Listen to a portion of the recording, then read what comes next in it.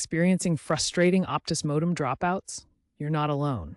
These disconnects happen because of outdated modem software, also called firmware, poor signal quality measured as SNR, or limitations with your modem's routing capabilities.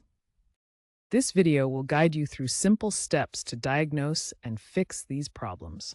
The first thing you should do is power cycle your modem by unplugging it for 30 seconds.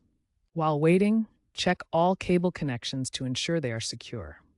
If the issue persists, proceed with the troubleshooting steps outlined in this video to address the root causes. First, update your modem's firmware. Log into your modem's settings, usually via a web browser at 192.168.0.1.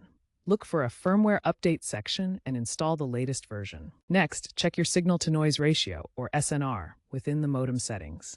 An SNR above 20 to 30 dB is ideal. If it's low, try moving your modem away from other electronic devices or check for damaged cables. Finally, consider enabling bridge mode.